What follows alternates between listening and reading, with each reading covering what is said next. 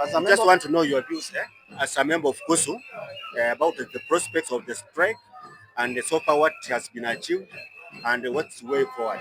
Just start by introducing yourself. I'm just Litunda, Yes. a member of staff at Egerton University. Yeah. By virtue of being a member of staff, I'm a member of KUSU. Okay. And KUSU is agitating for change at the university. Yes. And one of the changes is the implementation of the CBS. Okay. So currently we are on strike and we want the government to pay us our money. Okay. So there's a CBA that was determined by court and the conclusion was we were supposed to be paid. Yes. So the government is playing hide and seek. Okay. And trying not to implement everything, yet the court declared that you're supposed to be paid. Okay. So the government is funny because they paid part of the CBA. Yes. And then started to say that they claim they went to court. Yes. And they are saying that the strike is illegal. So you're wondering, why have they paid part of the CBA Yes. and left some bit of the CBA Yes. without implementing it? Okay. Yet this is money that we're supposed to have earned over 7 years ago. Okay. Close to between 7 and 10 years ago. Okay. Yeah, because it's supposed to be 2017, 2020, 24. Okay. Yes. And you understand that part of the demands has been fulfilled. So what's the way forward, given that there are two major issues which have not been implemented? I think the best thing is pressing on and insisting that we need to be paid. Okay. Because we've seen part of the communication from the PS Yes. Education, Yes. Dr. Bitus Nyangala, Yes. communicating to relevant authorities, Yes. telling them that they're supposed to implement item 1, 2, 3 of the CBA. Yes. And one of the items that has not been implemented is the 2017-2021 CBA. Yeah. Because they have already kickstarted the talks on Yes. the 2025-2029 CBA. Yes. And have paid part of the 2021, 2025 CBA. Yes. Yes. Yeah, they have fulfilled part of it. Okay. Yes. So the general view of members is that because you believe that this strike is protected, and Yes, it is as protected. much as there's inconsistency from the side of the government on communication, because the CS saying this, the PS is saying this, and there's also the issue of now the university management. They have said that first of all they went to court, and then they said that they have presented their the 2025-2029 propositions to SSR, isn't it? SSR also said acknowledged it has received those propositions and it is reviewing them. And given that it is one of the reasons for the strike, do you think there's kuna ile inconsistency na kuna some controversies surrounding that issue number 3?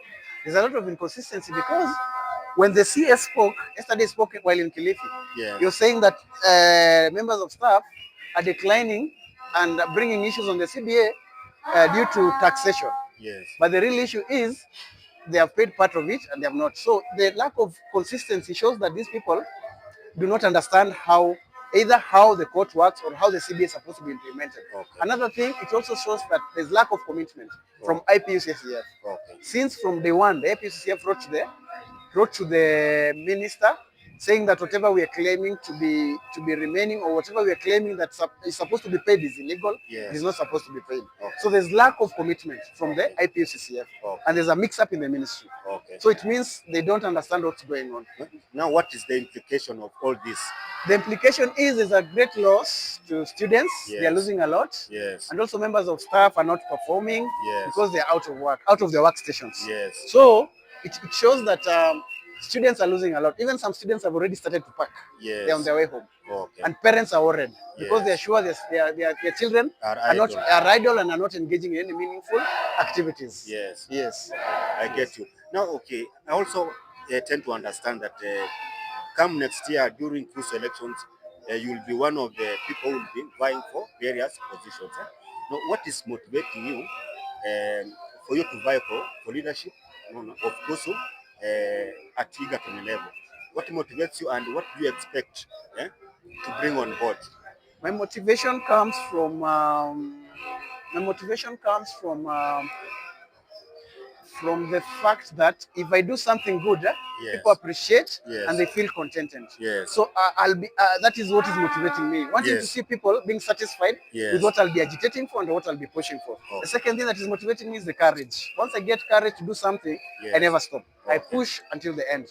Do you believe there's a gap or there's some loopholes in the current leadership which you believe ought to be filled, and maybe that's part of maybe your motivations? What I believe is lack. I am not sure, but I'll say this. According to me, Yes. maybe there's lack of advisory or advice Yes. from members.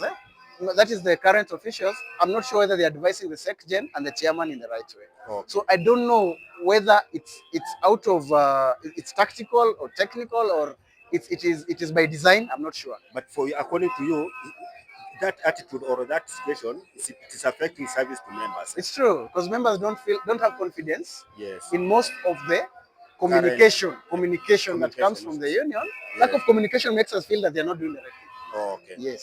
So you feel there's a gap, I feel there's a gap that we need to fill, and Yes. also we need change. Yes. Because when you approach issues differently, things change, and people feel that there's something new that has come into their service, or someone new coming into their service Okay. will make it easier for us to know where the problem was and fix it.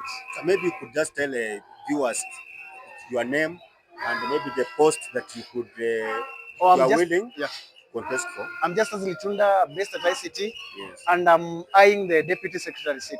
Okay. Yes. Deputy secretary. Deputy treasurer, sorry. Okay. Deputy treasurer seat. Okay. Of KUSU Egerton University branch. And you've said a change is as good as Arrest. Yeah.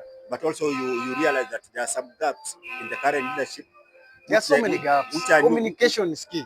Lack of communication is making us feel as if you're not being represented enough. What about some of the issues concerning our internal CBA? By the way, they have not spoken about our deferred pay. There's a lot of money that the university owes us, Yes. and the national office has never come into the picture. Yes. And strongly maybe tried to push for the payment of that money.